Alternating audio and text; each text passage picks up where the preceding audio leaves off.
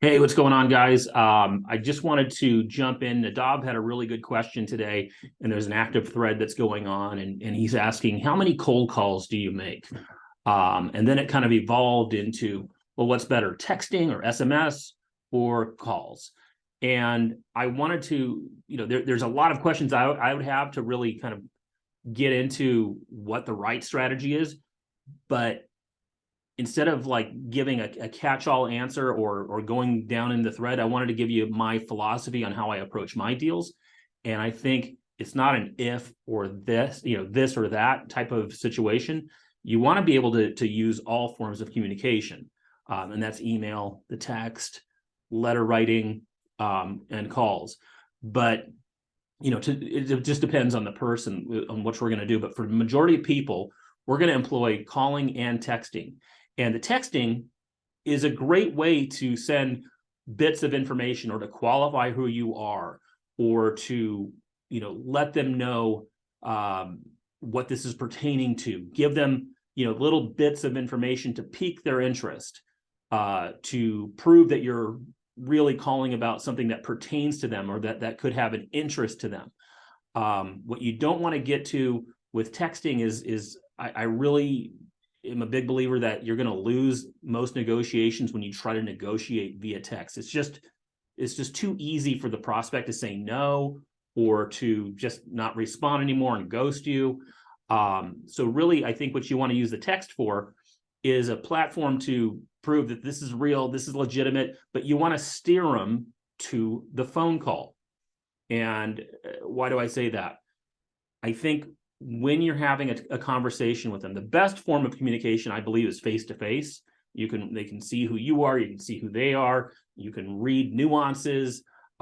It's just a much easier way to communicate. There's a lot of information that you get visually, and the feelings that you get, face-to-face. The next best is, I believe, over the phone, or a video conference if you can get them on a video, but over the phone for most people.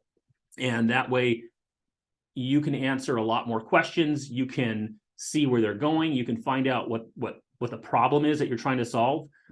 And the reason that's important is if you're employing a frame, which we do, which is a frame of reference, and build a frame around what the situation is, and you understand how they fit into that, or you can make them understand how they fit and how you fit and how you can solve the perceived problems that they have or identify these problems, you're going to be able to close, or at least move it towards close, a lot more efficiently than if you're just texting, because you're going to miss out on a lot of information.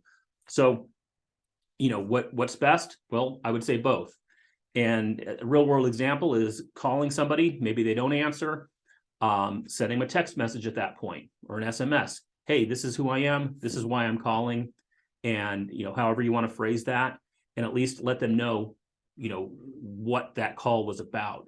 People are going to be more apt to read that text than listen to your voicemail. It's just way more efficient to quickly read it.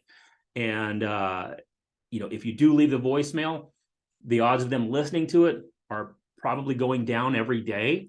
I know, I've got voicemail transcripts that I read. I would much rather read a voicemail than just sit there and listen to it. So I would still say leave the voicemail, but, send the text, what it's about, pique their interest, and really use that SMS as a tool to get them on the phone with you. So they're going to try to drag you into a negotiation or get more information from you. And this is the dance. You're going to really have to figure out, how do I use this to leverage them to make the call, or allow me to make the call to them.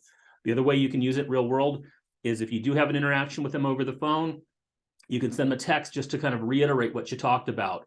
Or if the interaction didn't go that well, you can send a text to apologize. Hey, we didn't get off on the right foot there, and I'm sorry, whatever, to kind of keep that communication alive. So there's a lot more examples than that, but I just wanted to get a little bit more of an in-depth answer because I think it's a great question. And hopefully this is helpful to all of you, and hopefully this spurs on another conversation. Thanks.